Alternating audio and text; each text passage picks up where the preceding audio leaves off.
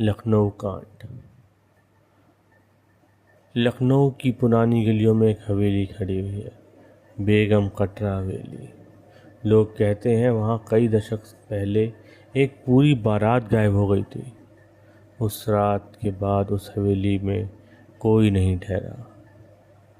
सालों बाद वहाँ पे अब सन्नाटा छाया रहता है।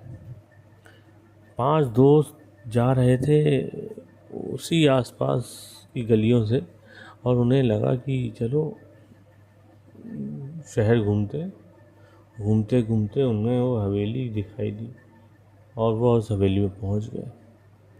रात का समय था, 11:30-12 बजे। ठंड का मौसम। अक्सर लखनऊ में ठंड ज़्यादा पड़ती है, कोहरा पड़ता है तो लोग रात में गायब हो जाते हैं। हवेली के अंदर घुसते हैं वो लोग, फ़ोन की लाइटें जला के हवेली की टूटी फूटी चीज़ों को देखने लगते हैं। मगर उसके दरवाजे ऐसे खुले जैसे किसी ने उनका इंतज़ार किया हुआ था, और दरवाजे खुल गए। वो सब के सब अंदर दाखिल होते हैं। ठंडी हवा का झोंका आया और दीवारों से किसी औरत की गूंज उठी। अचानक दीवार पर लगी तस्वीर से खून बहने लगा। उनमें से एक दोस्त बाहर भागने की कोशिश करता है, पर दरवाज़ा बंद हो जाता है। बोला था उस हवेली में मत जाओ। तभी हवेली के बीच लाल जोड़े में एक औरत दिखाई देती है। उसका चेहरा ढका हुआ था। धीरे धीरे धीरे धीरे पर्दा उठता है और पूरी आंखें खोल के खड़ी है, पूरी तरह काली, होंठ सिले हुए। उसके गले से टूटी हुई मंगलसूत्र के साथ खून बह रहा था।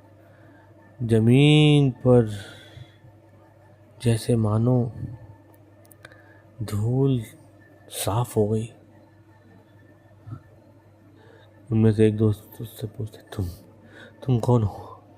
औरत की आवाज़ हवेली में गूंज उठी, मैं दुल्हन हूँ, इसकी बारात लौट कर नहीं आई, अब तुम मेरी बारात होगे।